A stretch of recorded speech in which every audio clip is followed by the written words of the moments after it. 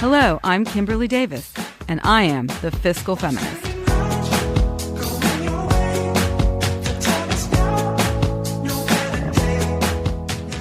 So today, we're going to talk about evaluating your financial freedom versus your career path.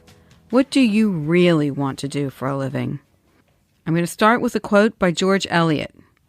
It's never too late to be what you might have been. Very deep words there, giving me a lot of thought for this blog. During this time of the COVID-19 pandemic, with the disruption of businesses, new and different work routines, and widespread job loss, many may be reevaluating their professional pursuits. Some may be questioning how much job security they had during the pandemic. Others may be questioning whether they were fulfilled by their job now that their daily life has changed and they have had the opportunity to look at it from a different lens. In any event, settling on a career choice that is fulfilling and also provides financial security is often a challenge during any time. So it really comes down to practicality versus passion. Those are the two things we have to weigh. I've had several careers throughout my professional life. I started as a corporate securities lawyer. That was my very first job. I then morphed into an investment banker because I determined after being a securities lawyer that I really did enjoy the business side of it. And I had studied corporate finance, so I had some chops to make that move. I then followed my passion for fashion, and I became an entrepreneur in the fashion world. And then I realized that as much as I love fashion, I really wasn't a great lover in the business of fashion. It kind of took all of my passion out of it by being in that business. I then became a CFO, and now I'm a wealth manager. Clearly, it has been a long and circuitous journey, and over the years, I was able to distill which elements of each job that I really enjoyed and those that I did not. Being a wealth manager has allowed me to combine my interest in finance and the capital markets, which I've had throughout my life from day one, with my entrepreneurial spirit that I kind of tapped into as a fashion designer, and then my passion for helping people to achieve their financial goals. So when I was looking for my next career move, I wanted to incorporate my passion for talking to people and learning about people's lives with my other skills, and wealth management was actually the perfect career for that. That said, along the way, sometimes I needed to take a step back in these various moves, earn less, and that was going to be what lays the foundation for a transition and built up my experience in my profession. So the reality is that life choices need to be practical. I'm not trying to quell any passions because I'm a big believer in passionate behavior. I'm just trying to keep it real. The fact is we need to financially sustain ourselves, and sometimes pursuing our passions just does not put food on the table, at least immediately. However, over time, we can work towards building a career that allows us to find the right balance of passion and practicality. Because really, it's about compromise. We all need money to survive. That's just a fact. But it shouldn't be the only decisive factor in our job choice. There are plenty of options that can provide a decent standard of living in which you can be happy. And you may need to do that in the interim while you're going for your end goal. You don't want to suffer for pursuing your passion professionally, meaning you don't want to be living hand to mouth and so worried about money that you can't really put your energy into pursuing your passion because you're just trying to get by and put food on the table. So that's why you have to kind of put a little balance in there while you're, doing these parallel things.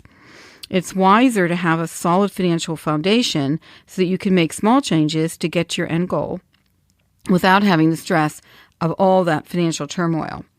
Most people can't quit their day job to follow their passion, at least not initially. I couldn't do that. I had to kind of work my way through a lot of things to get to my end goal. But there may be jobs that are generally in the realm of your skills and passion in which you can make a living and you can continue to pursue your passion outside your day job. So, for example, Ernest Hemingway was a reporter before he was a novelist, so he could write his book at night and be a reporter during the day.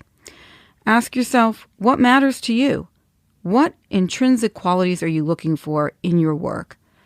Also, evaluate your core values because it is significant in career satisfaction that you live your principles, and your career affords you the opportunity to do so. If you can't put your principles into your job, or your job is at odds with your moral code, then that's going to be very hard to sustain that over time. So those are a few questions that you need to reflect on. So let's take a step back. You need to develop a long-term strategy and focus on your career and goals, not just your day-to-day job responsibilities, right? Planning is always everything when trying to make a change. Ask yourself, what do you want to be doing in 5 years' time? In addition to wanting to pursue our passions, the reality of job insecurity is really present for everybody today. Today's work environment is more fluid, with company acquisitions, automation, and other unforeseen factors, like COVID-19, that can dislocate certain positions. Hence, we all should be strategizing and considering what careers suits passions, skills, talents, lifestyle, and long-term security. Ask yourself if your current career choice was really a choice. Sometimes your career can be the result of random occurrences and not something consciously pursued. Perhaps when you made that choice, you had pressing financial concerns, or you had a particular skill that was needed, but it isn't something you really can see yourself doing for the long term. So how do we shift gears professionally to drive change? Changing careers is never easy or immediate, especially if you've been working in a certain field for a long time. It can be intimidating and frightening to contemplate making a big change. But have faith and keep your resolve, because the right choice is there for you. So I have a few actions that you can take to effectuate such a change. The first thing I would say is free up your own time. Delegate or prioritize the responsibilities you would like to handle while giving yourself time to develop outside of the workplace. Give yourself some space to contemplate, to be introspective, to think about your various passions and things that you really would like to spend your time doing in the workplace and in perpetuity. Embrace the change. This in between your current situation and a future that is still uncertain may be disconcerting, but this unsettled stage is a necessary part of the journey. We get a lot of ideas when we're in this in-between stage, when we're reflecting and we're questioning and we're researching. Things pop into our head, so you need to have that in-between stage. It's crucial to any change in life, whether it's your career or even a change in your personal life. As William Bridges states in his book Transitions, we need not feel defensive about this apparently unproductive time out at turning points in our lives. In the apparently aimless activity of our time alone, we are doing important inner business. The next question I would have you ask yourself is, what are the short-term goals that you can achieve that will add up to your long-term goal? Sometimes this is just a series of short-term accomplishments and goals that you are able to check off to get to the ultimate goal. Also, ask yourself, why are you craving a change? First things first, do a little soul searching and ask yourself, why now? Find out what's actually driving your decision to switch careers, says certified professional career coach Dave Wiacek. Also consider further education. Pursuing further education can facilitate a pivot into a new industry and will make you a competitive candidate. Yes, education can be expensive, but there are ways to finance it. There are federal loans, there are private loans, and usually if you are able to achieve your educational goals, that will facilitate a new career for you where you might actually earn more money.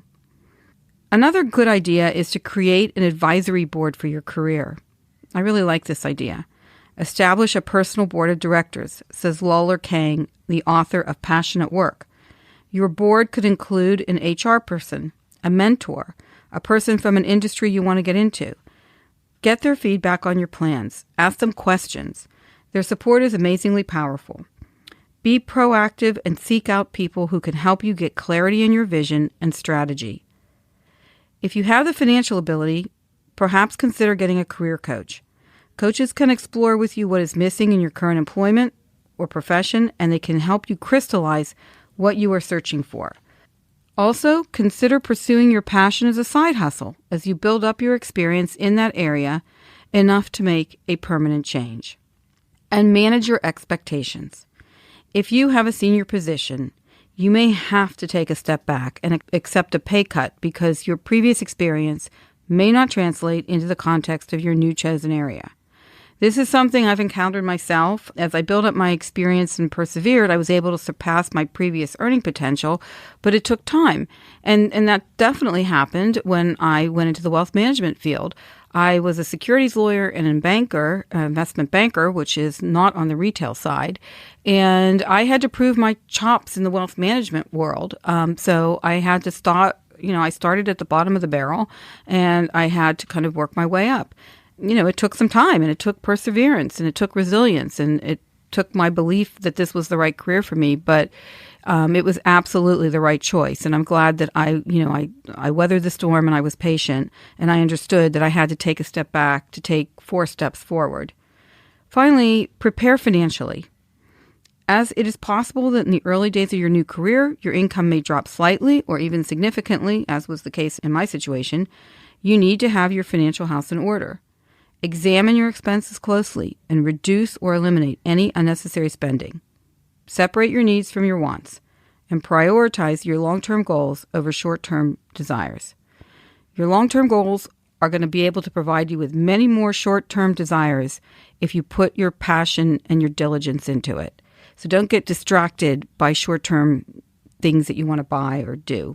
Build up your savings prior to making a move so you have a cushion to get you through the transition. That way you won't have to worry so much about, money and meeting your fixed costs. So change of any kind requires planning, perseverance, patience, and resilience. But if you are strategic and intentional, it can be accomplished. Keep the faith. Never give up until you reach your desired goal, because professional fulfillment will be your ultimate reward. Thanks for listening.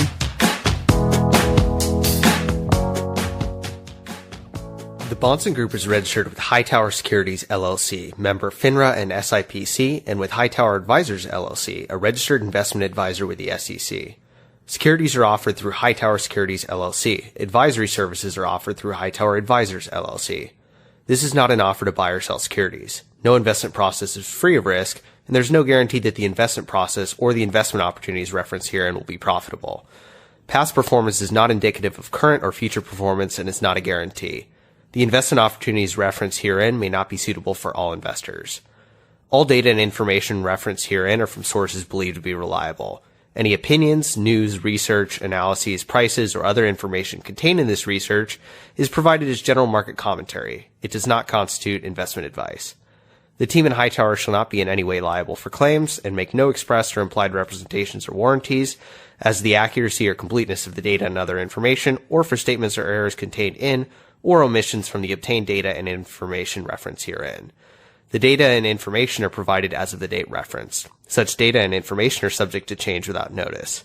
This document was created for informational purposes only. The opinions expressed are solely those of the team and do not represent those of Hightower Advisors, LLC, or any of its affiliates.